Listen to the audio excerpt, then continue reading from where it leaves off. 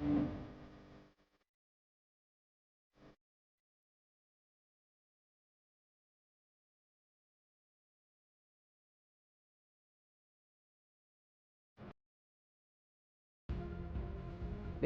ಎರಡನೇ ಹಂತದ ಮತದಾನ ಕಂಪ್ಲೀಟ್ ಆಗಿದೆ. ಇನ್ನೇನು ಕೆಲವೇ ಕ್ಷಣಗಳಲ್ಲಿ ಎಕ್ಸಿಟ್ ಪೋಲ್ ಭವಿಷ್ಯ ಕೂಡ ನಿರ್ಧಾರವಾಗುತ್ತೆ, ಹೊರಬರುತ್ತೆ. ಬಿಹಾರ ಕುರುಕ್ಷೇತ್ರದಲ್ಲಿ ಯಾರು ಗೆಲ್ತಾರೆ, ಯಾರು ಸೋಲ್ತಾರೆ, ಇದು ಎಕ್ಸಿಟ್ ಪೋಲ್ಸ್ ಮಾತ್ರ. ಸಾಕಷ್ಟು ಜಿದ್ದಾಜಿದ್ದಿ ಇದೆ, ಯಾವ ಯಾವ ಏಜೆನ್ಸಿಗಳಲ್ಲಿ ಯಾರಿಗೆ ಬಹುಪರಾಕ್ ಬರುತ್ತೆ.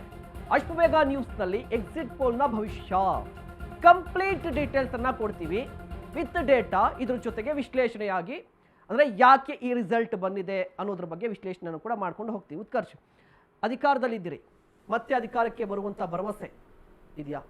ಖಂಡಿತವಾಗ್ಲೂ ನಾವು ಬಿಹಾರದಲ್ಲಿ ಈ ಬಾರಿ 150ಕ್ಕೂ ಹೆಚ್ಚು ಸೀಟ್ಗಳನ್ನು ಗೆಲ್ತೇವೆ.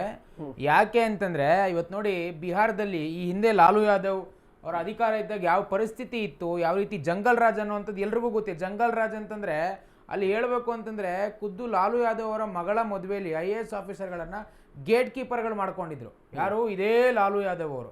ಅವರ IAS ಆಫೀಸರ್ಗಳನ್ನು ಎಷ್ಟು ಕೆಟ್ಟದಾಗಿ ನಡ್ಸ್ಕೊತಿದ್ರು ಅಂತಂದರೆ, ಬಿಹಾರದಲ್ಲಿ ಒಂದು ಅವಾಗ ಭಾಳ ಅನುಮೇಶ್ವರ್ಗೆ ಗೊತ್ತಿರುತ್ತೆ, ಭಾಳ ಪ್ರಚಲಿತವಾದಂಥ ಪರಿಸ್ಥಿತಿ ಏನು ಅಂತಂದರೆ, ಅಡ್ಮಿನಿಸ್ಟ್ರೇಷನ್ ನಡೆಸ್ತಾ ಇತ್ತಂಥದ್ದು ಯಾರು ಅಂತಂದರೆ IAS ಆಫೀಸರ್ಗಳಲ್ಲ, ಇದೇ ಲಾಲು ಯಾದವ್ ಅವರ ಕುಟುಂಬಸ್ಥರು ಅಡ್ಮಿನಿಸ್ಟ್ರೇಷನ್ ನಡೆಸ್ತಾ ಇದ್ರು. ಅಷ್ಟು ಕೆಟ್ಟ ಪರಿಸ್ಥಿತಿ ಹಳ್ಳಿಗಳಲ್ಲಿ, ಗ್ರಾಮೀಣ ಭಾಗದಲ್ಲಿ ಯಾವ ಉದ್ಯೋಗದ ವ್ಯವಸ್ಥೆ ಇರಲಿಲ್ಲ.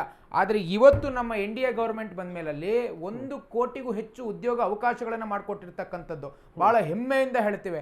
ಅದೇ ರೀತಿ ಹೇಳಬೇಕು ಅಂತಂದರೆ, ನೀವೇನು ಸ್ವಸಹಾಯ ಕೇಂದ್ರಗಳು ಅಂತ ಹೇಳ್ತೀರಾ, ಸುಮಾರು 2 ಲಕ್ಷಕ್ಕೂ ಹೆಚ್ಚು ಹೆಣ್ಣುಮಕ್ಕಳಿಗೆ ಸಹಕಾರವನ್ನು ಕೊಡ್ತಕ್ಕಂಥದ್ದು.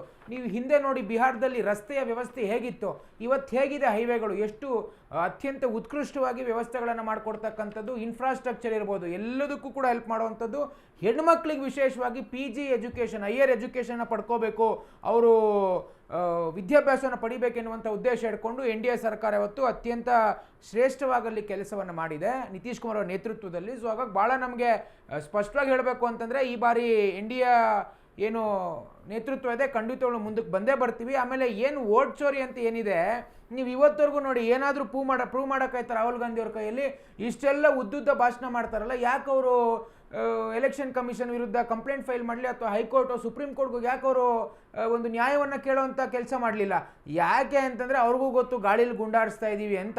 ಈಗ 65 ಲಕ್ಷ ಸ್ಪೆಷಲ್ ಇಂಟೆನ್ಸಿವ್ ರಿವಿಷನಿಂದ ತೆಗೆದ್ರಲ್ವಾ, ಆ ತೆಗೆದಿದ್ದಕ್ಕೆ ಎಲ್ಲಾದರೂ ನೀವು ಬಿಹಾರದಲ್ಲಿ ಒಬ್ಬ ಮತದಾರ ಅದಕ್ಕೆ ವಿರೋಧ ಮಾಡಿದಂಥದ್ದು ಇದೆಯಾ? ಖಂಡಿತವಾಗ್ಲೂ ಇಲ್ಲ. ಅಥವಾ ಸುಪ್ರೀಂ ಕೋರ್ಟು ನೀವು ಮಾಡ್ತಾ ಇರ್ತಕ್ಕಂಥ ತಪ್ಪು ಅಂತ ಹೇಳ್ತಾ, ಖುದ್ದು ಸುಪ್ರೀಂ ಕೋರ್ಟೇ ಹೇಳಿದೆ ನೀವು ಮಾಡ್ತಿರ್ತಕ್ಕಂಥದ್ದು ಸರಿ ಅಂತ ಚುನಾವಣಾ ಆಯೋಗಕ್ಕೆ ಪರವಾಗಿ ಮಾತನಾಡಿರ್ತಕ್ಕಂಥದ್ದು. ಸೊ ಇಷ್ಟೆಲ್ಲ ಆಯಾಮಗಳಲ್ಲಿ ನಾವು ಮಾತನಾಡಬೇಕು. ಈಗ ನೋಡಿ, ರಾಹುಲ್ ಗಾಂಧಿ ಅವರು ಬಿಹಾರಕ್ಕೆ ಹೋದಾಗ ನೀವೇ ಹೇಳಿದ್ರಿ, ಬಿಹಾರದ ಮೂಲಭೂತ ಸಮಸ್ಯೆಗಳ ಬಗ್ಗೆ ಮಾತನಾಡಿದ್ರ? ಖಂಡಿತವಾಗ್ಲೂ ಇಲ್ಲ. ವೋಟ್ ಚೋರಿ ಅಂತ ಹೇಳ್ತಾರ್ರಿ. ನಿಮಗೆ ವೋಟ್ ಚೋರಿ ಅಂತ ಹೇಳಿದ್ರೆ ಹೋಗಿ ನ್ಯಾಯಾಲಯಕ್ಕೆ ಹೋಗಿ PIL ಫೈಲ್ ಮಾಡಿ ಅಲ್ಲಿ ತಗೊಳ್ಳಿ ನೀವು ನ್ಯಾಯವನ್ನು. ಅದು ಬಿಟ್ಬಿಟ್ಟು ನಿಮಗೆ ಅದನ್ನು ಮಾಡೋಕ್ಕೆ ನೀವು ತಯಾರಿಲ್ಲ, ಸುಮ್ಮನೆ ಹೋಗಿದ ಕಡೆ ವೋಟ್ ಚೋರಿ ಅಂತ ಹೇಳ್ತೀರಾ. ಸೊ ಹಾಗಾಗಿ ಭಾಳ ಸ್ಪಷ್ಟವಾಗಿ ಹೇಳಬೇಕು ಅಂತಂದರೆ, ಈ ಬಾರಿ ಮತ್ತೆ ಬಿಹಾರದಲ್ಲಿ ನೀವು ಆಲ್ರೆಡಿ ಎಕ್ಸಿಟ್ ಪೋಲ್ ನೋಡಿ, ಎಲ್ಲ ಎಕ್ಸಿಟ್ ಪೋಲ್ಗಳು ಮೆಜಾರಿಟಿ ನಮ್ಮ ಪರವಾಗಿ ಹೇಳಿರ್ತಕ್ಕಂಥದ್ದು. ಯಾಕಂದ್ರೆ ಒಂದು ನಿಮಿಷ ಕೇಳಿ ಸರ್, ನಿಮ್ಮ ಭವಿಷ್ಯ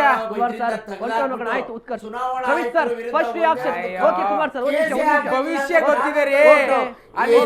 ಹೋಗಿದ ಕಡೆ ಎಲ್ಲ ವೋಟ್ ಚೋರಿ ಅಂತೀರಲ್ರಿ. ಆಯ್ತು ಕುಮಾರ್ ಸರ್, ಒಂದು ನಿಮಿಷ. ಫಸ್ಟ್ ರಿಯಾಕ್ಷನ್ ರವಿ ಸರ್, ಆಯ್ತು ರವಿ ಸರ್, ಯಾವ ನಿರೀಕ್ಷೆ ಇದೆ? Okay Ravi sir, Kumar sir ಒಂದು ನಿಮಿಷ ಫಸ್ಟ್ ರಿಯಾಕ್ಷನ್. ಉತ್ಕರ್ಷ್